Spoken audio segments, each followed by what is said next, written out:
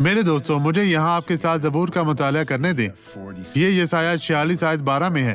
بہت سخت لوگ ہیں، خدا بولتا ہے وہ جھکتے نہیں، خدا کی تلاش کو جاری رکھے۔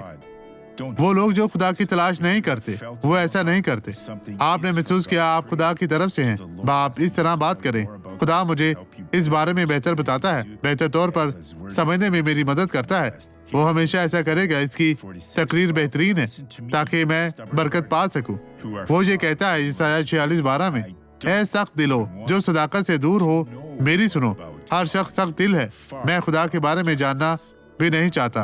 وہ خدا کے انصاف سے بہت دور ہے۔ جس دن دشمن کر سکتا ہے وہ اس میں برائی ڈالے گا جسے کوئی دور نہیں کرے گا، لیکن وہ خدا کی تلاش کرتے ہیں، لیکن اس طرح تلاش کرے جیسے وہ انصاف سے دور ہے۔ کبھی کبھی کافی وقت بھی نہیں ہے۔ عقل مند بنے، اب خدا کے پاس آئیں، اس کے ساتھ عہد کریں۔ اب اس شخص کی گواہی دیکھیں۔ کل رات میں نے اس حصے میں بہت درد محسوس کی ہے، اور پھر میں یہاں بہت درد میں تھی۔ اب یہ درد مزید نہیں ہے، اب میں اسے محسوس نہیں کر رہی نہیں، آپ ہوں۔ پہلے ہی جانتی ہیں۔ نہیں، میں اسے نہیں، جانچ اس شخص کرنا کو قبول دیکھنا نہ چاہتی کریں۔ تھی۔ وہاں لوگوں دیکھیں آج یہ درد کے ساتھ یہاں کیسے چل کر آئی تھی۔ دیکھیں آپ یہاں کیسے پہنچی۔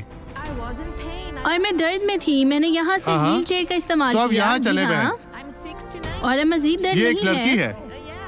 خدا کا شکر ہے۔ او صرف اسے دیکھیں، دیکھیں دیکھیں، او دیکھیں دیکھیں،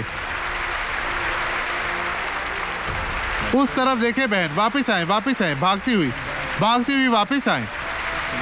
دیکھیں بھائیوں،